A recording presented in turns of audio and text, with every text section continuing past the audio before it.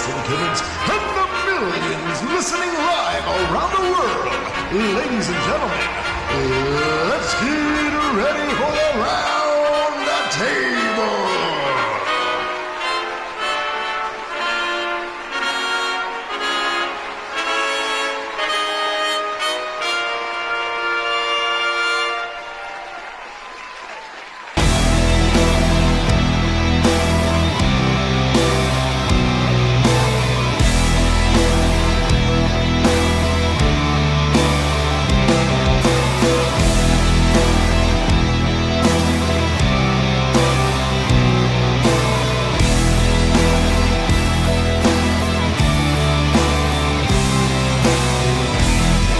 And now, for the viewers in attendance and the millions listening around the world, ladies and gentlemen, welcome to Roundtable Wrestling!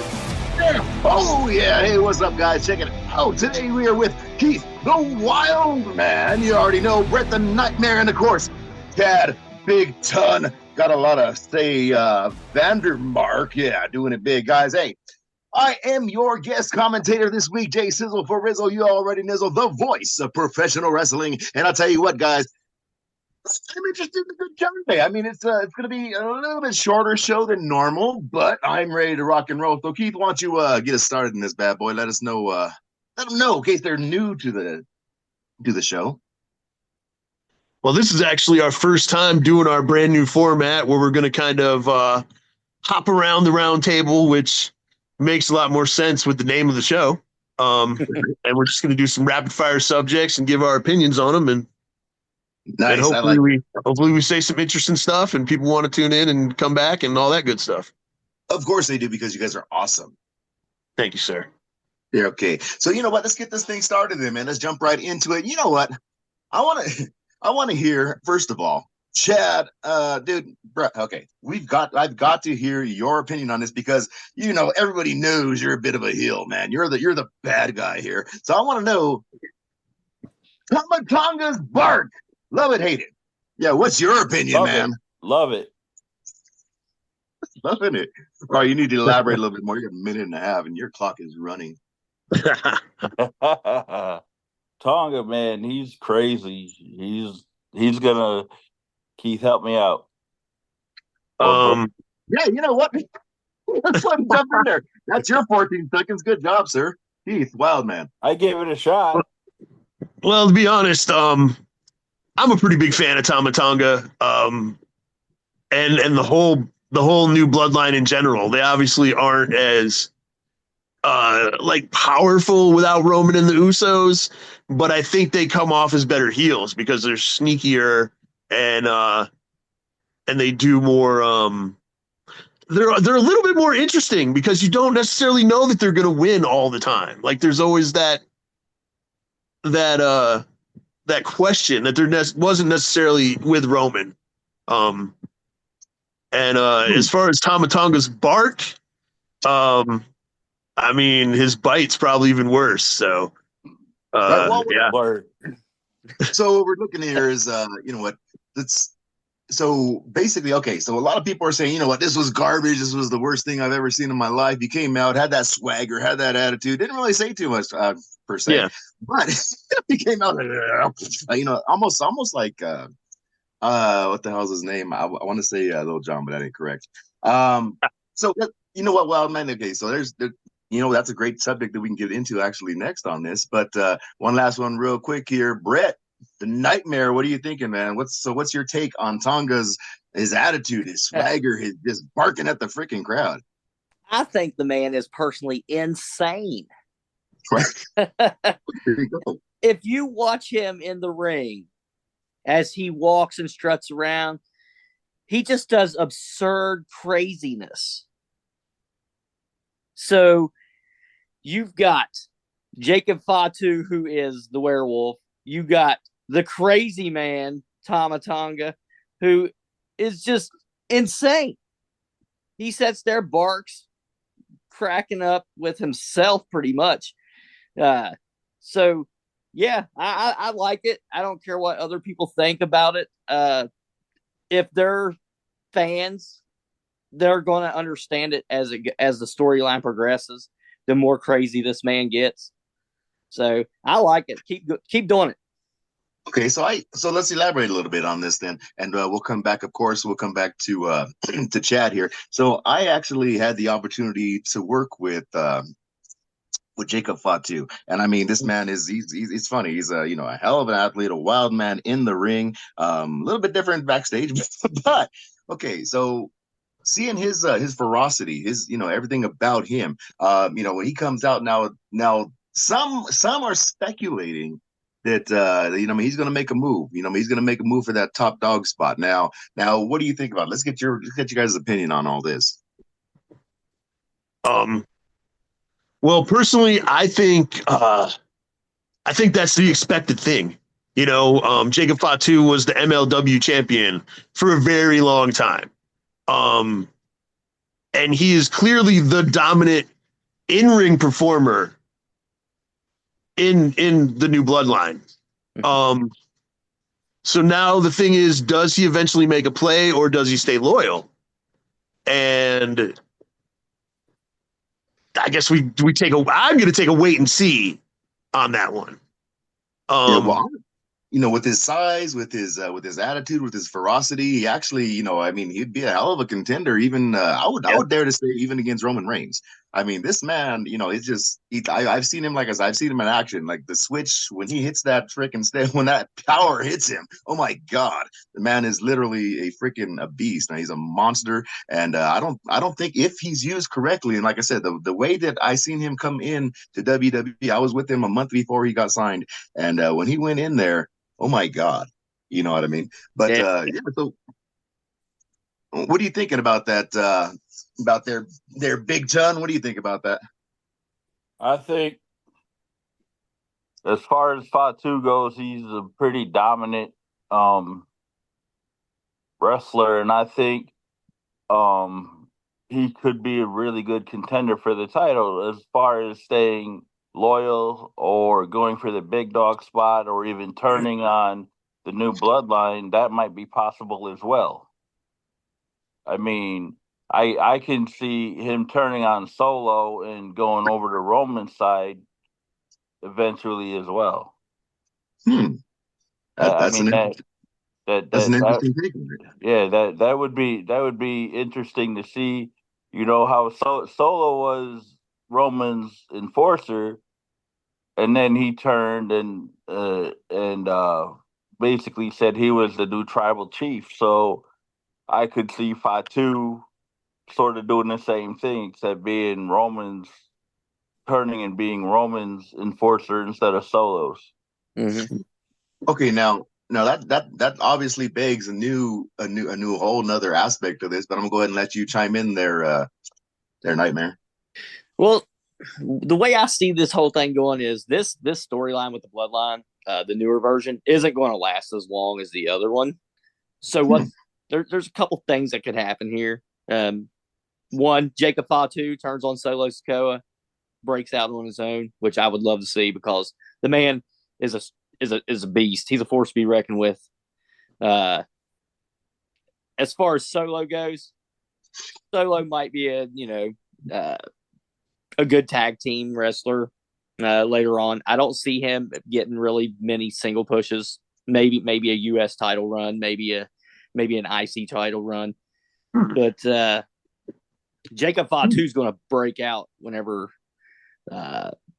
they do separate, and he's going to be a standalone athlete in the company. And I think he's going to be one of the best the company's ever had. Well, I see Wild Man looking like he wants to chime in there. His reaction on his face there. You guys can't see that, but yeah. Well, I mean, my whole thing is just that's an interesting take on Solo Sikoa. And I mean, people can drop quickly. I'm not saying that can't happen, but right now I do feel like he's kind of proven himself that he can be one of the top guys.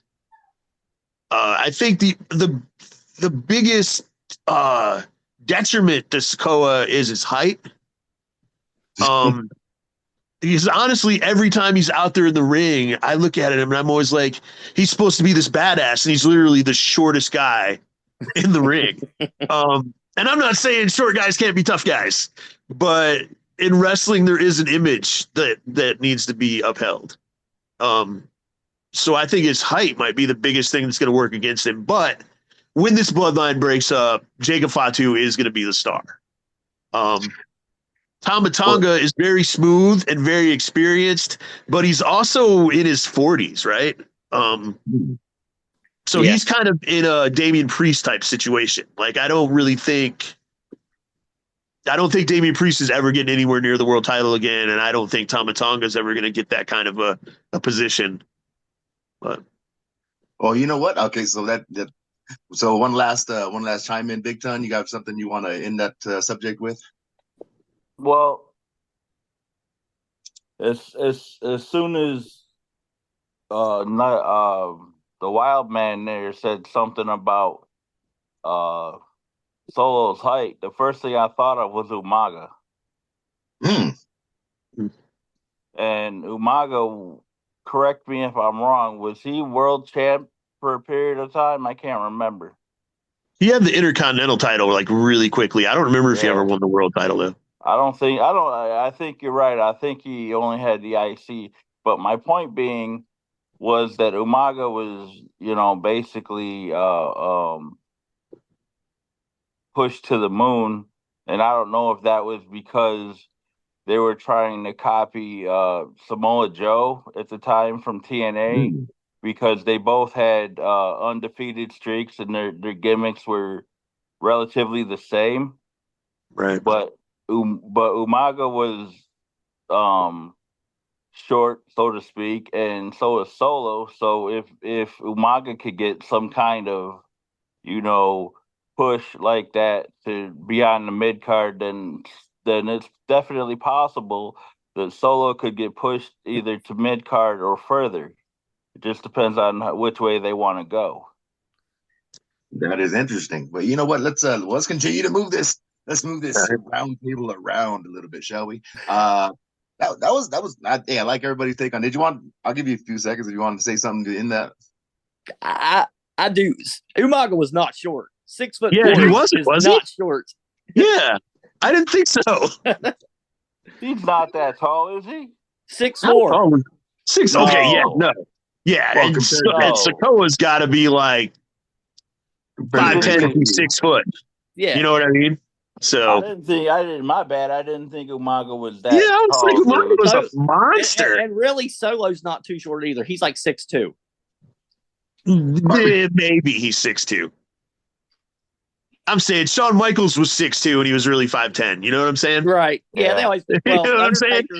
Yeah, they always give a little couple extra inches. Yeah. All right, Hulk Hogan was 6'8" until Dennis Rodman was his tag team partner. You know what I mean? For real. Yep. All right, fellas. Hey, let's move forward here. Jeff Hardy, man, came out in a tribute to perhaps one of the greatest, The Fiend. What are your takes on that? Well, I thought it looked really cool, man. I'm not a Jeff Hardy fan. Yeah. I don't like that kind of wrestling, man. It's just not my thing. Sorry. I've done that shit for years. Yeah, just not my thing, man. I'm more into old school psychology than I am big spots for the sake of big spots. But it was very cool for Jeff Hardy to do that. I mean, I don't know what his relationship was with Bray Wyatt, but at the same time, I wonder, it's weird timing, like why didn't he do it back when he first passed away? Did he just do it because the Wyatt Six is getting hot? So there's that too, I mean, you wonder about his motivation, but it looked cool. So yeah. No, that's a great question. Then, as a matter of fact, that probably is something that led into something that we probably didn't even think about. Now, that has to be a creative decision, though. You think, or how much do you think? How much of that was him, and how much you think was creative? Yeah, I don't know, man. I know, I'm not backstage there, but I know in WWE, like, they get their gear made on the spot, you know. So, and I don't know how much input they get into that, you know. Like it's like, here, this is what you're wearing tonight. I mean, that could be, you know, I really don't know. So, right. Well, now I guess I'm gonna need a little bit back research here now. yeah. Matt, how long has he been on TNA for right now? How long has this push been? I don't Oh, since Matt's good. he Yeah, showed Bruce up at might be one the of the best guy to pay-per-views answer that, but after he showed up at one of the pay-per-views after his AEW deal was up, and that's been like 8 months, I think. okay. Okay, so we're gonna have to see what happens with that. But anyway, hey, so what's your take on that then? What do you think? You think it's a push of his own design? You think it's a push of creative trying to make him something that maybe isn't there anymore? Trying to get some last minute magic off of the, like he said, off the Wyatt Six. Well, yeah, why not? Why not? Uh, Right. he's going to get one of two things out of this. He's going to get fan appreciation, or he's going to get heat from it. And I don't Right. see him getting the heat from it. So he's going to get more fan appreciation. You know, he's probably on his last run. Hmm. As bad as I hate to say it, but he shortened his own career over the years. But I think that's what it is. It's just more fan appreciation, and you know, give a little shout out to someone who made wrestling special over the few years that he was with us. So you think it's more of, okay? So I know the fans are fickle. A lot of them are hot about the Six, but then some of them are just like, what's going on here? Why are they doing this? Give it up, let it die. So give me your views on that. Well, I, Matt, We all have something to say, I guess. all right, yeah. Let's start with you know what? We were with him, so let's go ahead and go back to him then. Let's go ahead and let you get that going there. Their nightmare. Let's hear what let's hear your take on it. Let's go. I love the personal like the personal feel from it that they're going with the Wyatt Six. Yeah, some people thought that just let it die, let it go. Me, I supported Bray Wyatt a lot. It killed me whenever WWE released him, and for that time, and we all wanted him to come back. Well, he did, and it was a short run because he was taken away from us. But what Bo Dallas has done as Uncle Howdy is nothing more than remarkable. I see Bray Wyatt in him every time he's out there. It gets more and more. He gets better every time, and it's just amazing to me that people would want something that we already know that most of the stuff that Bray had intended to do, he already had it wrote out and planned, and they're just running off of it. And I love it, and I hope that they give Taylor creative freedom on it and let him do his own thing. Well, let's just hear your take on it there, Wild Man. So, one thing that I don't like about the Wyatt Six is that their current storyline, if you will, came at the expense of Tozawa and Otis. They had to get them out of the way to get Gable, American Made, I guess is their name, to get them in there with the Wyatt Six. So they lost like 3 straight matches and were just done. And I think Tozawa and Otis could have been a really good, strong babyface tag team after breaking away from Alpha Academy. So I don't like that. I feel like they got sacrificed so the Wyatt Six could get a spot. But as far as what they're doing in the ring, I mean, that street fight was phenomenal. Great. It was so good. They're all good wrestlers. I think they need some time to build up an aura like Bray Wyatt had. But I think they're getting better with it, and I think there's more of it there every week. So I wish that they had found a different avenue, if you will, to get them started, because I hate what they did with Tozawa and Otis. It makes me so mad. But that's not their fault. That's creative. You know what I mean? They didn't make that decision. So.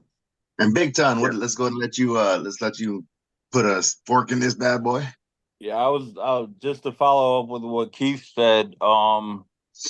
As promoters, we know that it, unless you have creative control, it's not really their choice. They have to do what creative tells them to do. And yeah, I'm not happy that they got sacrificed either. I've had to, I've seen that done many times in the past. I've been around wrestling for 40 years, and I've seen that happen too many times to too many people that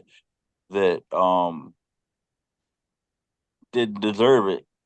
But anyway, as far as the Wyatt Six goes, I honestly like the tag team. I love what they're doing. Um, and I love that they're beating the shit out of Gable. I just think that's funny as hell.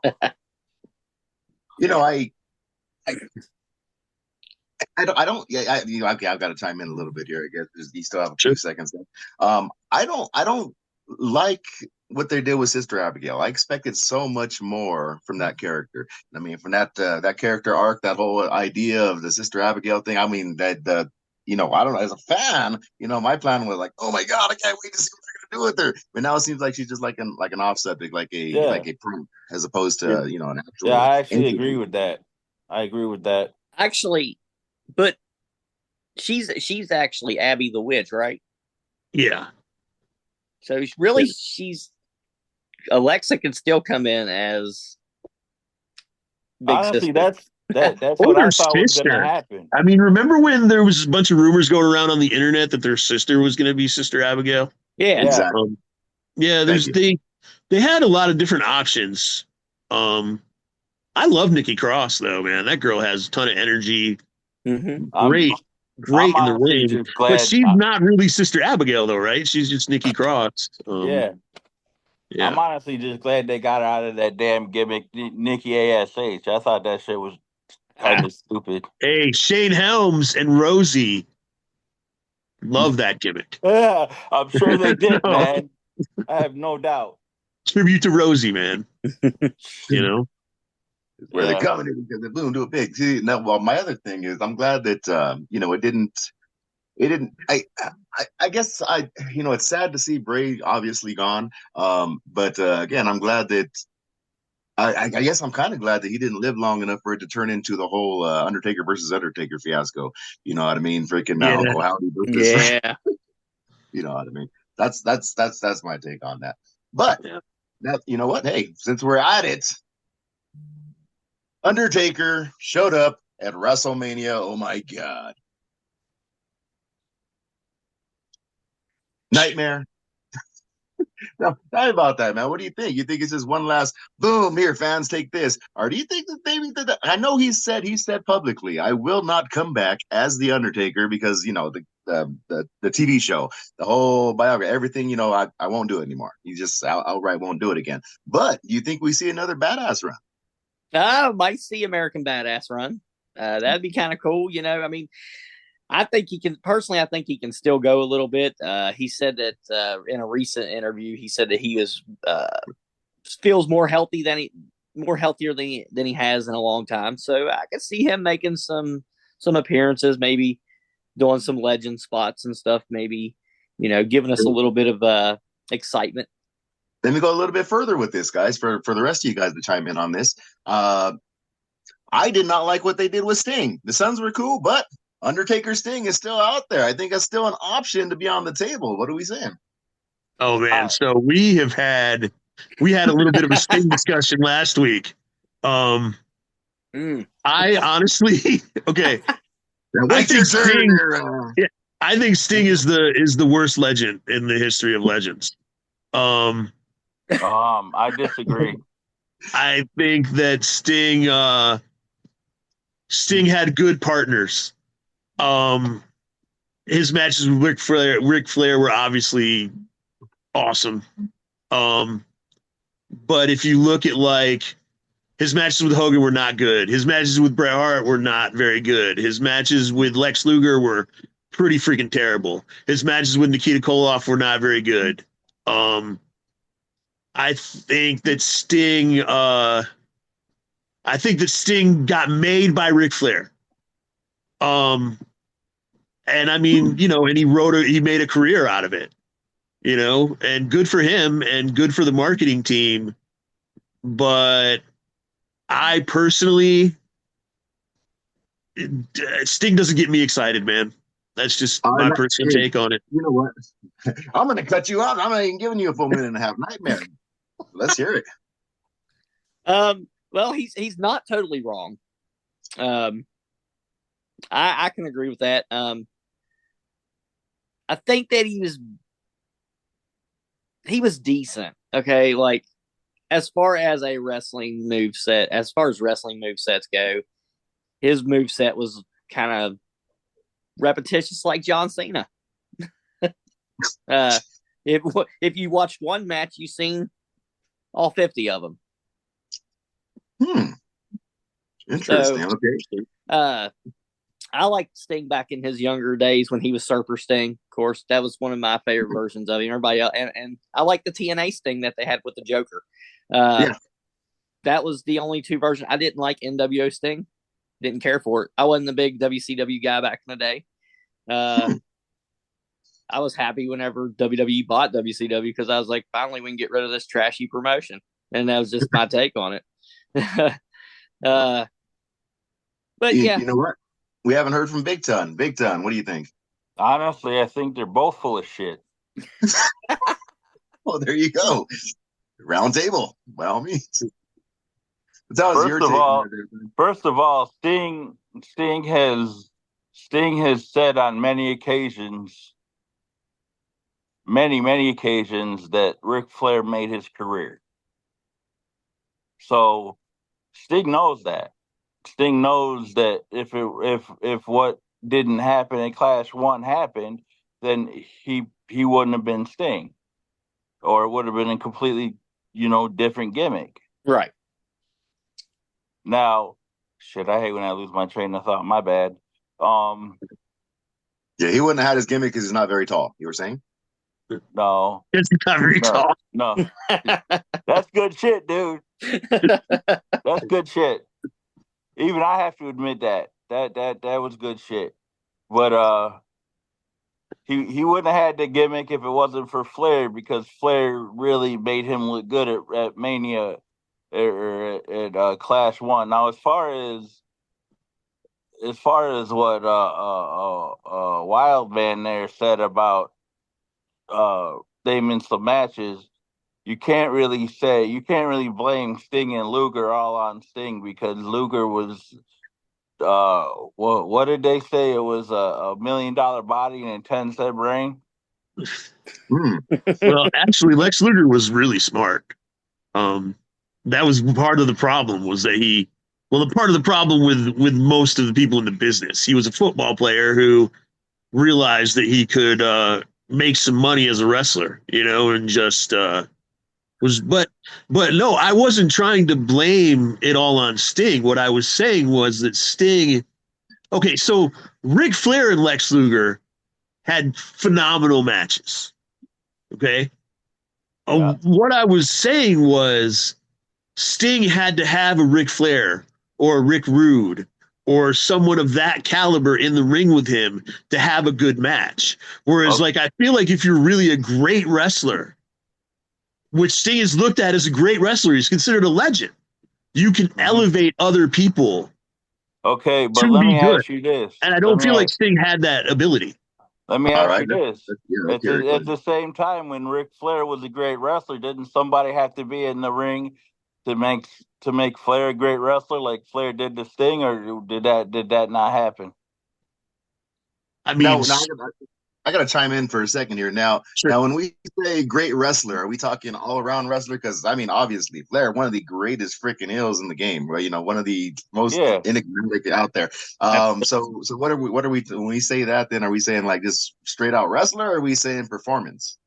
I'm talking about performance. Okay. But I'm talking about as a whole package.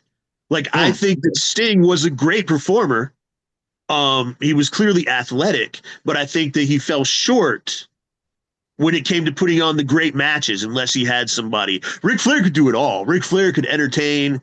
and have 5-star matches. Same with a guy like Rick Rude. Same with a guy like Ricky Steamboat. Same with a guy like Arn Anderson. And that's why those guys, in my opinion, should be held in higher regard. Shawn Michaels.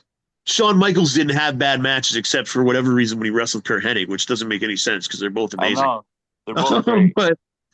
but yeah, there's a difference between being able to be entertaining and being able to have a serviceable match and being a legend. And to me, Sting just never should have been. His longevity maybe, gets him that status to a point. But is Coco Beware a legend? You know what I mean? Okay, so let me ask you something. Is Estrada a legend who just signed a contract? No, he's not a legend. He never Estrada was never wrestled at the WWE though. No. He's never wrestled on a big time promotion. He wrestled in Puerto Rico, and he's actually a pretty good wrestler, to be completely honest. But he's definitely more of a mouthpiece, and he's a really good guy. Like I've had some interactions with him. He's a good dude, humble, good guy. And he can wrestle, but it never was shown. You know what I mean? So yeah, I definitely wouldn't consider him a legend. So then let's go back to it. Then, do you think that he's worthy of an Undertaker Sting match, or you think it's just nostalgia? For money, I mean, why not? You know what I mean? I mean, look. Okay, but at this point, like they're both creeping up on 60, right? So no, Sting is past 60, dude.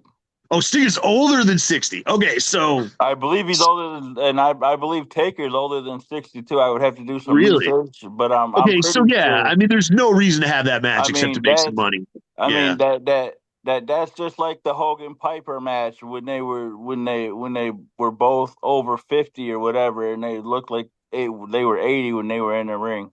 Well, I think the biggest difference with the Hogan Piper thing is that Hogan was still a full-time wrestler. Yeah. And he was still capable of having some pretty good matches. I think that Piper probably needed more time to get ready for that match. Now, I also think that, I mean, look, okay, just for a second, look at boxing and look at Mayweather. He's over 50 and he comes back for paydays every once in a while. So why can't always beats the crap out of people. For real. So why can't Taker and Sting do it? So Undertaker's 59, Sting 65. There we go. Okay, there we go. Yeah. There's the actuality of it. Yeah. All right. So and on another note, I just saw last night that Hogan is going to turn 69 soon, and he wants a retirement match. Give it to him. Give it to him. Yeah, why not? Let's go. Well, I mean, he did. Hulk Hogan, Hulk Hogan, he did. Sting, He did sign a new 5-year deal with the Fed just a little bit ago. So a retirement match is not out of the realm. They should all have retirement matches with John Cena on his retirement tour. Great. Well, that's what they should do. Speaking of that, apparently Cena had given Triple H or whoever in TKO a list of people that he wants to wrestle on his retirement tour. I don't know who those names are, but Rey Mysterio. Yeah. Seriously, I think Rey Mysterio should be on that list. He brought up a great point there, though. So with that, now even if he gets that list, though, will it be house show list or is it going to be air list? That's some of it's going to have to be. It's supposed to be TV list. But now here's another thing. During that retirement tour, is Cena gonna get number 17 or no to pass Flair? Never happen. It will never happen.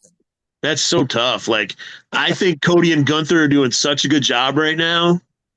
Taking the belt off either one of them is kind of a mistake. Yep. Especially sometime in the next year. So I just don't see it unless it's like a quick win to get the pop and then put the belt right back on them. Yeah, like the next week or whatever. Yeah, take the belt off.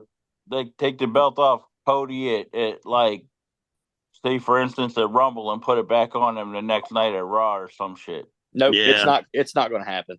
I don't see it happening, but I don't see it happening I guess either. you never know. But that So question has been posed to me for a while now. Is Randy Orton going to get 16? Randy Orton should get a win over The Undertaker if The Undertaker comes back. That's what should happen. For real. I agree. Yeah, I don't with know that about him too. getting 16, but if Taker comes back, one of the things he should do is make that right because he should have put Randy over during the Legend Killer thing. For sure. Okay, guys. At this point, I don't know that I don't know about that one right there. Yeah. But again, John Cena, I did see Dr. Death, like months before his passing.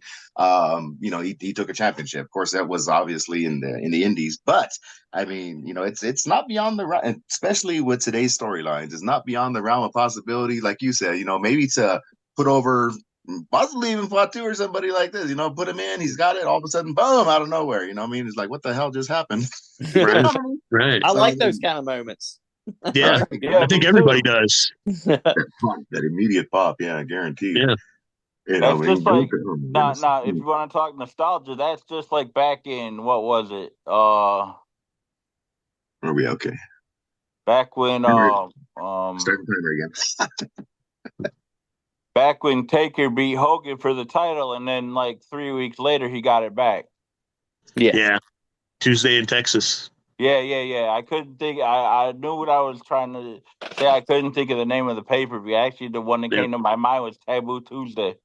Yeah, it was Tuesday in Texas. Yeah. Very interesting, guys. So I mean, there's some ideas creative. So if you guys are paying any attention there, fellas. Oh my God. Okay. I guess we got time for one last subject possibly then. Since we talked to everybody else, we talked all this sort of thing. I think so a little bit of forbidden door action perhaps with the McMahon run in AEW.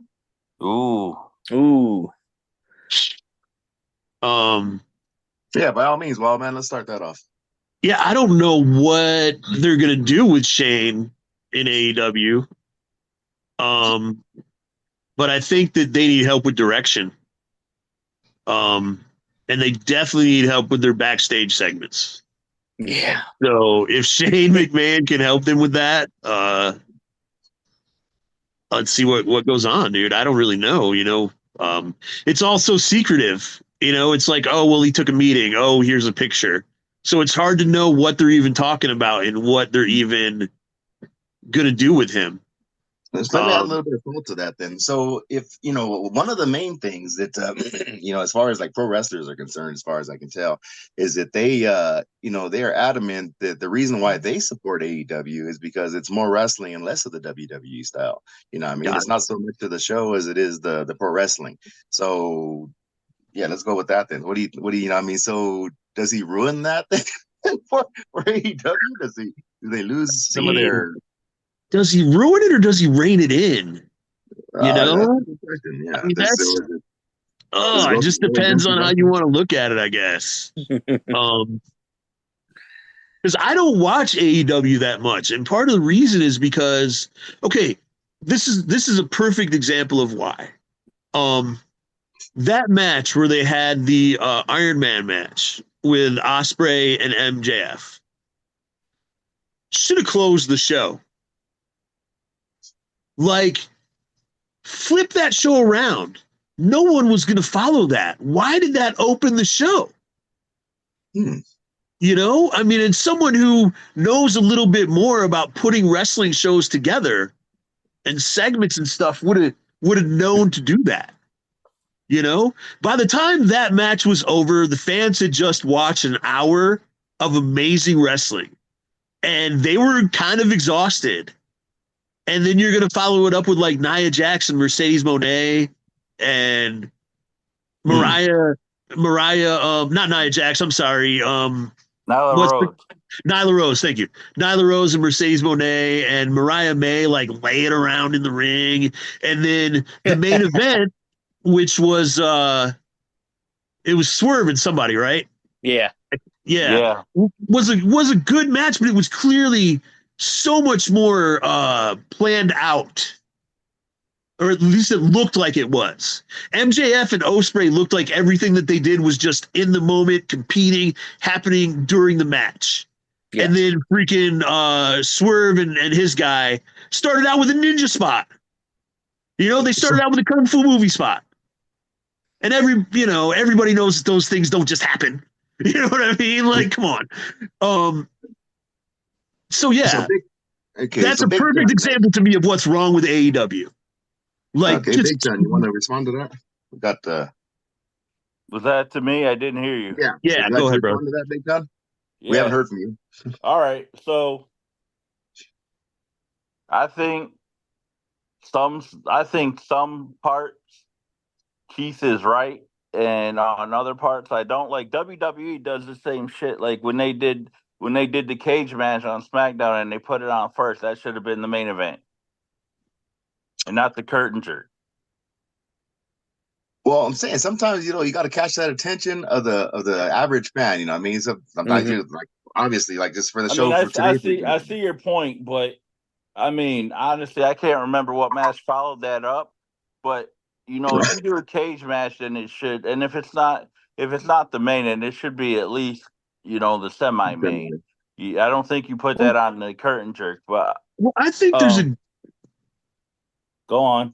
Yeah, I think there's a difference between opening up with like a brutal cage match with some excitement and an hour-long Iron Man match that was grueling and that the fans had to go through a big up and down with and then expecting them to hang out for a whole nother hour. So I think there's a difference between that. Let me ask you something. Do you think it's the fact that it was the match or the participants in the match? Well, I think MJF and Ospreay were the two best guys to do it. Mm-hmm. So let me my point was, would if it was the Shawn and Brett Iron Man match, would it have made a difference? Yeah. No, not at all, dude. No. And that match went like 120. Yeah. Would you want to watch an hour and 20-minute match between, at the time, the two best wrestlers in the world, and then watch another hour of wrestling after that? Like, what's the point? You know what I mean? Like, there's no. Especially it was bad placement, man. It was bad placement. Yeah, they do that all the time. Now, this might not be the most how can I put this diplomatically? Good take on it, but Tony Khan is a blithering idiot. I agree. I mean, I don't know the guy, so I don't know him either. I don't know him either, but all right.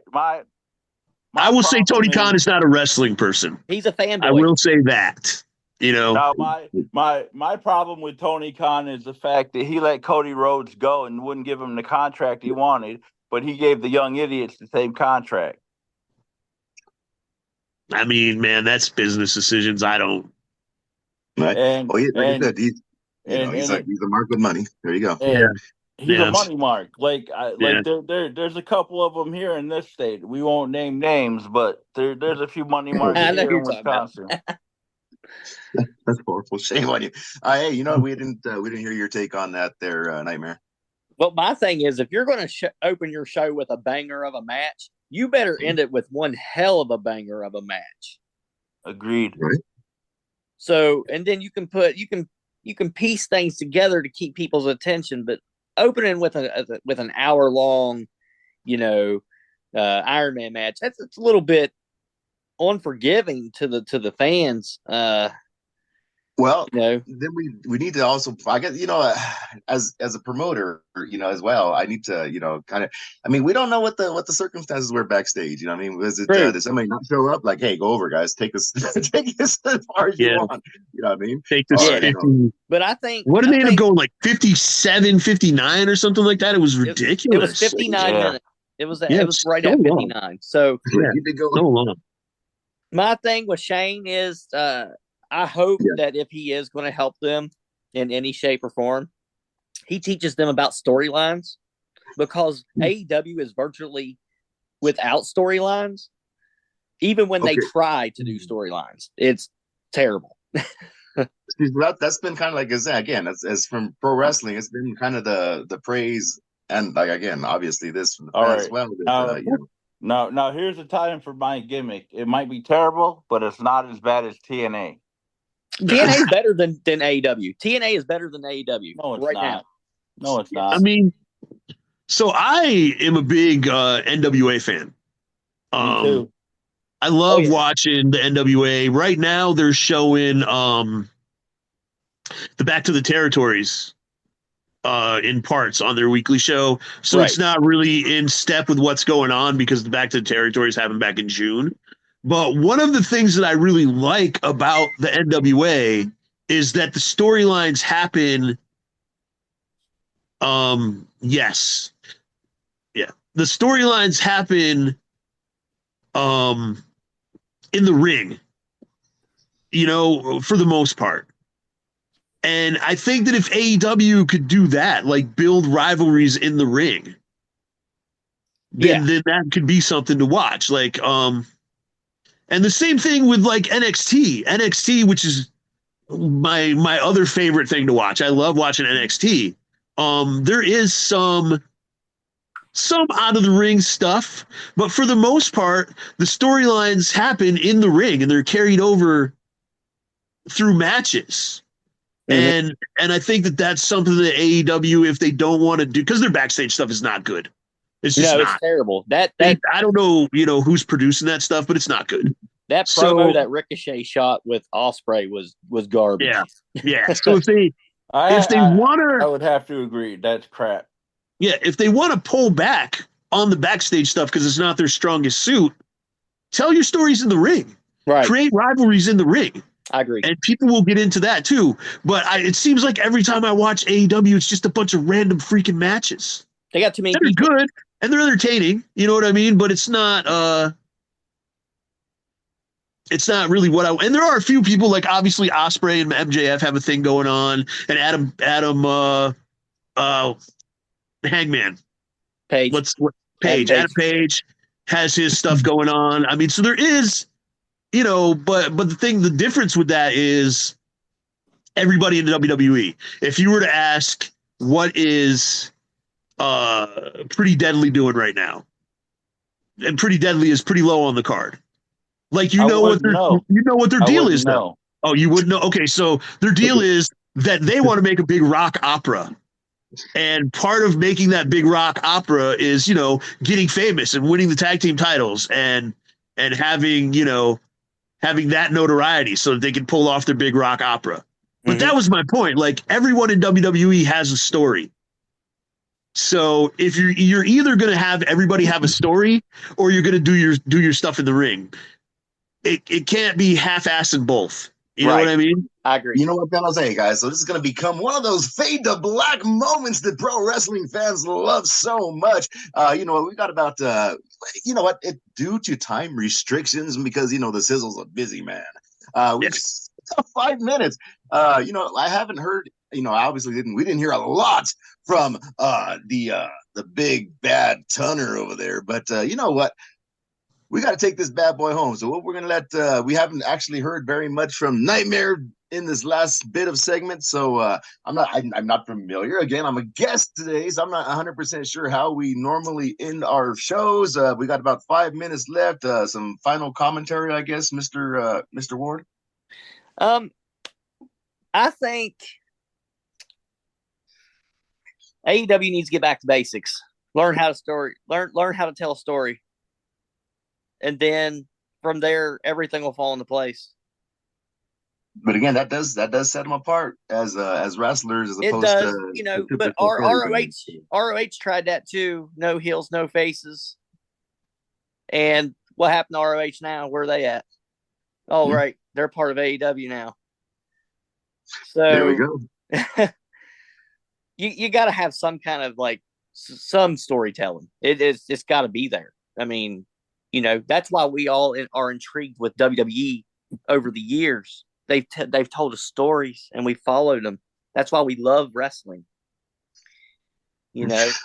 There we go, guys. So again, I obviously this was the Sizzle's first time. I want to thank you guys for allowing me to come out and help commentate with this. Like I said, obviously I got a little bit of an idea what's going on here. Next time, I'll definitely be more prepared for it. So there we go with that.